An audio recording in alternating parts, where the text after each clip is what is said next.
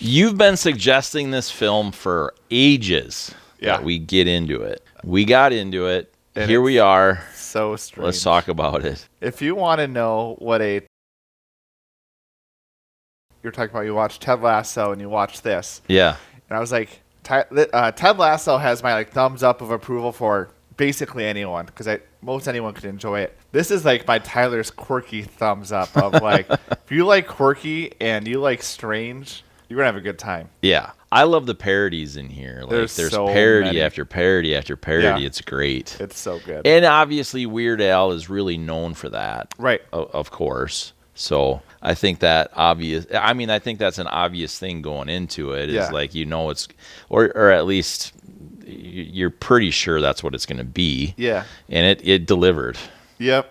And what I like about it is it was not shy at all. And sometimes it hit, sometimes it didn't. But taking the time to really, really, really make it just exaggerated and silly. We just watched that scene with the bow and the guy shooting at him. That could have been a quick 2-3 second thing of him walking up. But nope, they spent 5 to 10 seconds of really building it up. Yeah, exactly. I think that something like this, if you're in the mood to just really escape all reality. Yeah. And not because there's literally nothing in here that's real. No. I mean, there's no references to this, that, or the other thing. It's complete parody of everything. Yeah. Now the UHF stations, see, I remember the TVs as a kid, right? Yeah. You had all those dials and all the stuff, and so that's kind of funny for me in itself. Yeah. It's I remember that. Obviously, you don't have it anymore. No. And this movie did not release when I was alive, so. Right. I found it in middle school. This is the same vein as a Monty Python film of you really don't care about the story because it makes no sense, but your ability to quote this film is through the roof. My brother and I, whenever we interact, probably 3 or 4 UHF quotes. Really? Yeah, because it's just so quirky. Yeah. Stupid. You're so stupid. Yep. Michael Richards. Yeah. He's got the same mannerisms and kind of the same, voice stuff he does. He hasn't really changed ever. No. He's definitely over the top in this one 100%. compared to Seinfeld, of course. But wait, does that mean I don't get to be the janitor anymore? No, you can be both, I guess. Yeah, exactly. I thought the woodworking scene too, where he was on live TV and cuts his thumb off and whatever, and blood everywhere. I used to build furniture, and so I get that. That's kind of, I've never had it happen, but my dad's cut 2 of his fingers off. One more than 3/4 of the way off, and the other one just over half. And they literally, graft bone on it and everything like that. And so I get it. That whole scene was hilarious of he was explaining it. This very complicated piece of machinery called the table saw. Just over the top. Yeah. Hey, thanks for being here. I've been talking about movies with my friends for a very long time, collecting movies for a very long time, and I really enjoy it. And I want to talk to you about movies. Again, thanks for being here. Let me know what you think of the podcast and about the movie we're reviewing in the comments. Give us about 5 minutes and let us know what you think. I'd really appreciate that and cannot wait to hear from you. Enjoy. Yeah. The guy eating a sandwich while he's watching it. Yeah. And it's just oh. Yeah. You could never, which is sad to me, but you can't get away with stuff like that today. No, and it's not even political. No, this zero. It's just pure humor. Yeah, and you still wouldn't do a film like this anymore. No, you just can't. Tropic Thunder. We should do that someday. Yeah. You've seen it, I'm assuming. I've seen half of it. Okay. And then I got distracted. Yeah, and so that would be a fun one to do, but I don't know, man. This kind of stuff is fun to go back and watch because you can't get it anymore. No. There's just nowhere to find it other than in Going time. Back. Yeah.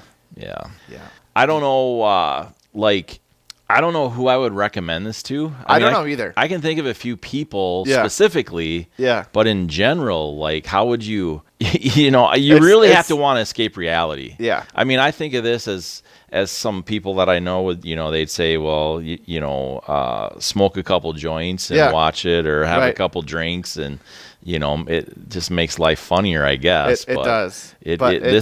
I didn't. No, but it was hilarious. Yeah. Like, I can see where people would say that or whatever. Yeah, but. it's a strange film. It's obviously not one that a lot of people have heard about. Right. But yeah, I mean, you're right. It's hard to recommend because you're not going here Fun for the to story. watch. You're not going here for the action. You're not going here for the CGI. You're simply here. I mean, I think we look at like TikTok and Vine and all that stuff, and I think this film has so many of those things. Yeah, that's a good point. And so I think, like, if you want to take it in spurts, it's a great film to take in spurts because, again, you don't really care about what's going on in the story. It's all those, like, weird stations of Gandhi 2.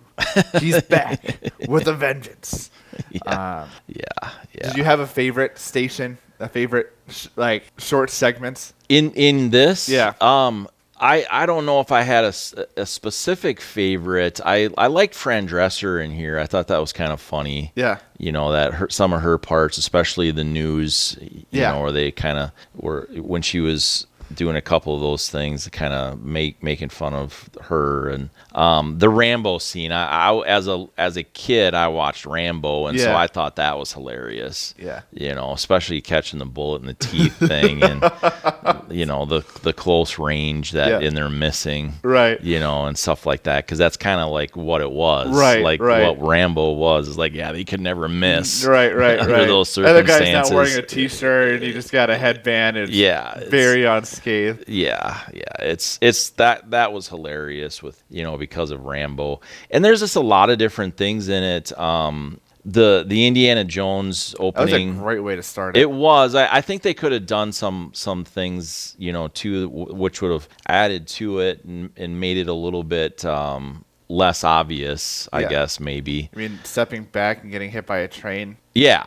They should have done more of those things. Yeah, like even with the bag that he, was going to put on there and stuff. And then he just, they could have had marbles come out instead of sand, different things like that. It would have been really fun. Yeah. They did a good job with it. I thought the scene where they pulled his cheek. And his super stretches, stretchy. Yeah. You could, just the look of that was like, they didn't even try to make it look real. No. Which is the point. Yeah. Like, just make it look stupid. Yeah. And that was it's funny because a lot of these, that's what I love about parodies is that, obviously it's exaggerated, but if you actually look at it, it's not too exaggerated.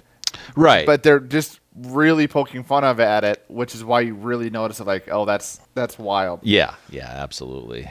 So, the weirdness of Weird Al is every part of this film. I don't know if I have any other specific notes and stuff here, but there was one other thing I was just thinking of, but well, as you look, my favorite of the short clips was definitely the zoo or the And wasn't there? Did they make fun of Magnum PI or something in here too? I don't know the much about Ferrari or Magnum whatever. PI. Yeah, I think so. There's a good chance. There's just so many references that it's in one viewing you can't catch them all. No, right. And I only have seen it once, so I'll definitely someday watch it again. I don't know what day that will be exactly.